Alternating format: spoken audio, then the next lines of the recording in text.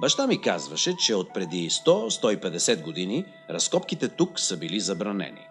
И сега са забранени. Но държавата разбира трудното финансово положение на хората и им позволява да го правят.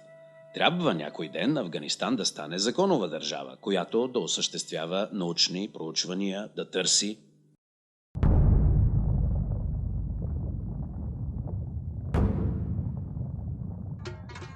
От поне 10 крепости, известни на науката край древния град Варну, ние избираме най-запазената.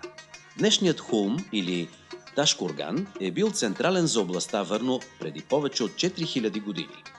Тези фортове са защитавали долината на Балх от нападения на войски, преминавали проходите на Хиндукуш. Крепостта е била разрушавана и възстановявана многократно.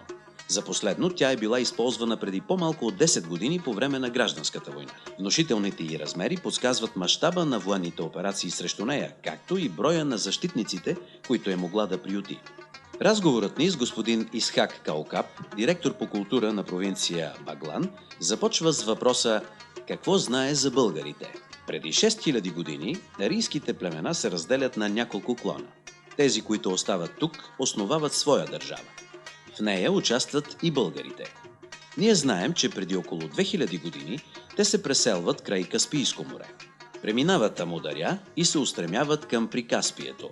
По-късно създават свои държави в Европа, една от които е днешна България. За преселението на българите от тези земи пишат и византийските хронисти Теофан Изповедник, Йордан Ефески и Михаил Сирийски. Последният от тях свидетелства. Те направиха един път от 65 дена отвъд планината Имеон. Пътуваха зимно време, за да намерят вода. Когато достигнаха границите ромейски, един от тях на име Булгариус взе 10 000 души и се отдели от братята си. Тия скити бяха наречени от ромеите българи. А българите са дошли от Памир и Бадахшан, там където днес е границата ни с Таджикистан. Живели са тук и са си тръгнали, пресаждайки цветовете на арийската и персийската култура в Европа. Твърденията на нашите информатори и колеги съвпадат с тезата на пилотната ни експедиция. Не случайно по този напълно възможен маршрут на българските преселения откриваме стотици познати ни топоними, сред които са древният Шуман, в близост до Душанбе, Варну и Балх. От названието на последния, вероятно произлиза и етнонимът българи.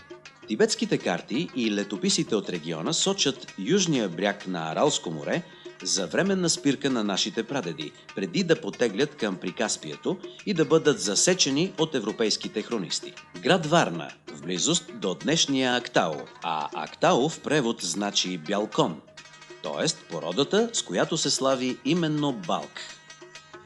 Българските етноними и градове в Кавказ и северно при Черноморие отдавна са влезли в историческите ни съчинения. Тук през 635 година Хан Курт или Кубрат създава Стара Велика България, а сина му Котрак – нейната Волжка посестрима. Признаването на Дунавска България през 681 година не е последната дума на българите. Наследниците на Кубрат преброждат почти половина Европа, за да открият нова земя за своя народ и да разширят владенията на своя баща. Те идват на коне, но създават градове от камък. Разгадката на този очевиден парадокс може да бъде такава. За разлика от номадите, разорили Стария континент, българите носят със себе си скрижалите на една мощна цивилизация. Тази на своята прародина в Припамирието и древна Балкхара. И експедицията отново поема по разтопения асфалт на афганистанските пътища към Балх, майката на градовете. Този велик град има цели 3 крепостни стени. Външната опасва цялото му землище и е просечена от десетки пътища, водещи към цитаделата. Втората загражда огромна площ от няколко квадратни километра. Третата опасва самото населено място. Дозорните крепости наоколо се наричат Тахт-е-Рустам, Шамуел, Кушк. Балх има 4 порти, ориентирани в посоките на света. Крепостната стена все още оголва част от своите зъбери срещу новодошлите. През 50 на метра забелязваме остатъци от бойници, наричани тук джулта. От външната страна на цитаделата има път, отделен от долината с ров, следващ извивките на крепостната стена. Днес само диворастящият папур напомня за миналото предназначение на изкопа. Не е ли това прототипът на аспаруховите отбранителни съоръжения? Пръста отрова се насипва във вид на вал, нареждат се камъни и се оформят бойници, а чужденецът може да достигне до крепостта само по царския път. На портата го чака въоръжена охрана. На вратата могат да се разминат 2 колесници, но всичко се наблюдава от поне 7-етажната крепостна стена. Отворите в нея ни подсказват къде са били гредите. Остатъци от отдавна изгнилите талпи все още стърчат в някои от тях. Крепостите в Афганистан са главно от времето на кушаните и сасанидите, продължава господин Каукап. Тогава те са строени предимно от камък. Но ако искате да видите шедьовъра на този вид съоръжения, трябва да отидете в Балх.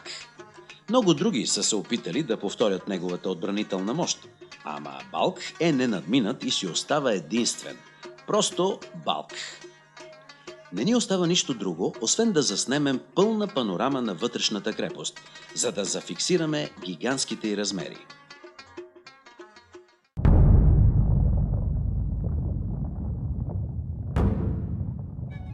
Балкхара е назовавана от индийците с 2 имена – Балхика и Бахлика. Според древните летописи това били отделни царства с общ произход. Лечебните традиции в Балкхара могат да бъдат прочетени в Авеста. Медицинското познание на Авеста се разграничавало в 5 дяла. Четене на целителни заклинания над болните, т.е. баене. Тази практика все още се практикува на територията на днешна България. В Памир и до днес съществува терминът баене, а лечителят се нарича мантрех пезешк, лекуващ с мантри.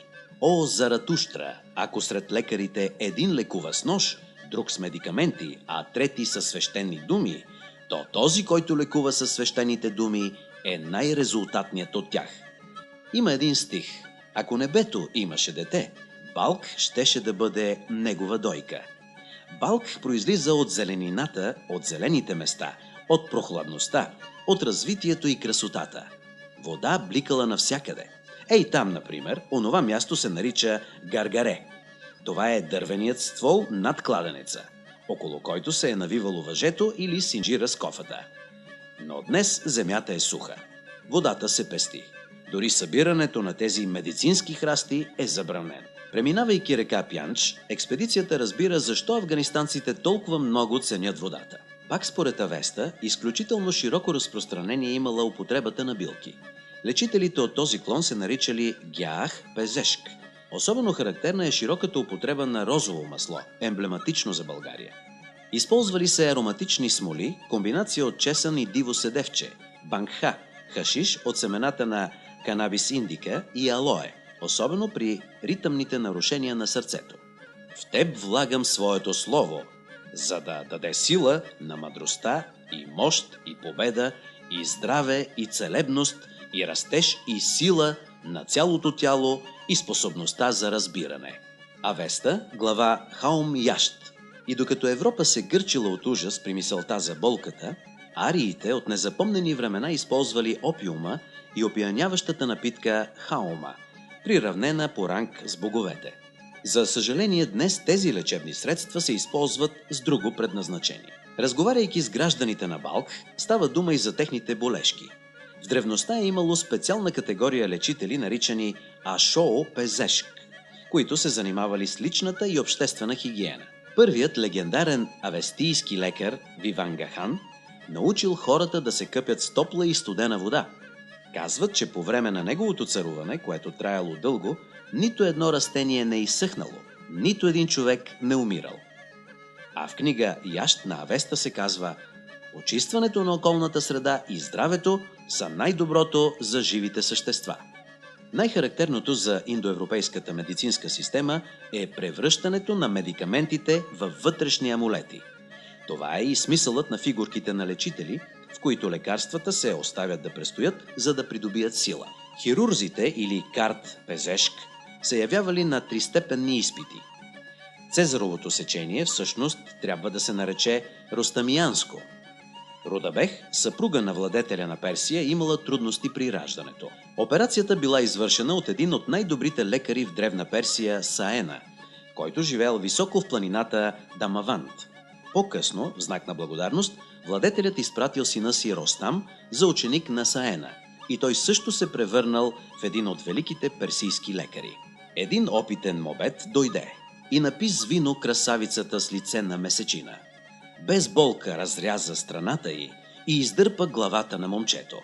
Направи го толкова безобидно, че никой не беше виждал такова чудо.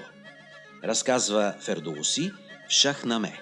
Характерно е използването и на скъпоценни камъни, чието аналози откриваме в медицината на ситарите и Тибет. Това не е случайно, защото в земите на днешен Афганистан се е добивал най-качественият лапис лазурит, изнасян за медицински нужди в Древен Египет и в Европа. Особено красив е амулетът Тритон, в който са престоявали медикаментите, за да достигнат върха на лечебната си мощ.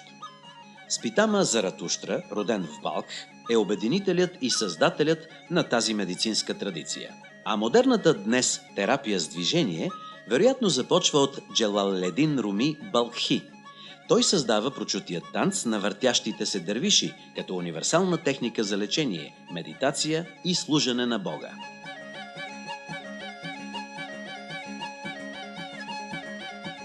За него говори и господин Назари. Моулана Джелаледин Руми е роден тук. Тук е неговата къща. При това него не трябва да го наричаме Руми, а Балкхи. Той не е разбран от своите и обиден си тръгва от тук. Ние имаме една поговорка. Добре е да си от Балк, но да не живееш в Балк.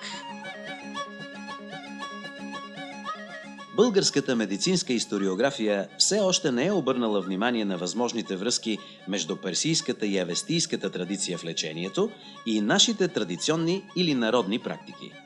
Доказването на идентичност в тази сфера на познанието би означавало много и за историческата наука.